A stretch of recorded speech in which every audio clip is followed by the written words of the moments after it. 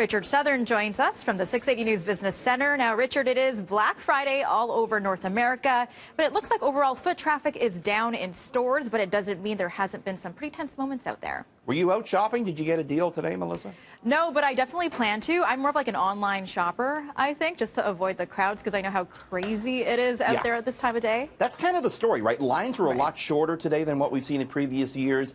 Because, yes, more people are buying online. All the big retailers have their same deals online. They also roll those deals out ahead of time, and they last longer. You'll find them right through the weekend.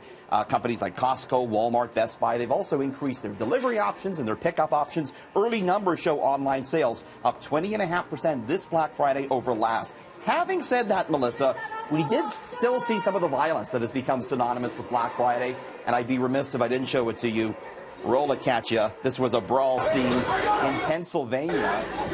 Look at these guys going at it. And that was apparently just for throwing some haymakers there. That was just for some 30% off merchandise, believe it or not.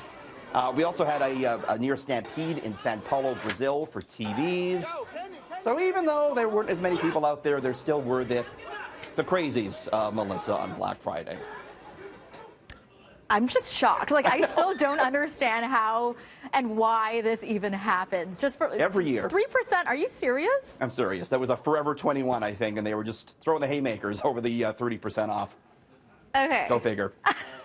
Absolutely wild. But of course, with shopping comes gift giving, and it looks like many of us are trying our part, to do our part rather, when it comes to the environment, when it comes to gift wrapping this holiday season. Yeah, the wrapping business still big, $8 billion business in the States. However, a lot of consumers are starting to ditch that traditional wrapping paper over environmental concerns. Half of those asked in a recent survey said they plan to give gifts that aren't wrapped this year to avoid using paper. Nearly two-thirds say they'd be happy to receive a gift that wasn't wrapped in traditional paper. And gift wrapping companies, they're cluing into this trend.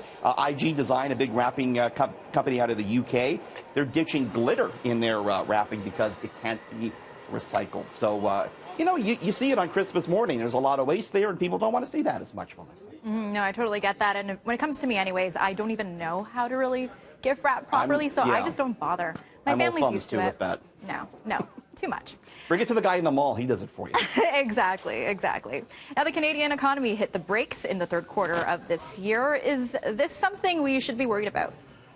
They say no because this was expected, but it might have the Bank of Canada taking note. Canada's economy slowing in the third quarter, growing at just a 1.3% clip in those 3 months ending in September. They said a drop in exports and business inventories was to blame. Quite the reversal from the second quarter when we saw growth of 3.5%. Still, the Bank of Canada expected to be on hold when it makes its interest rate decision next week, Melissa.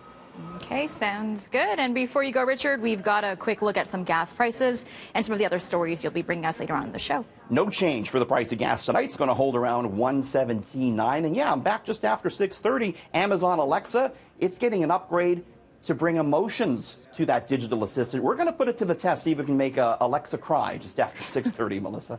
Sounds good. Thanks so much, Richard. Thanks.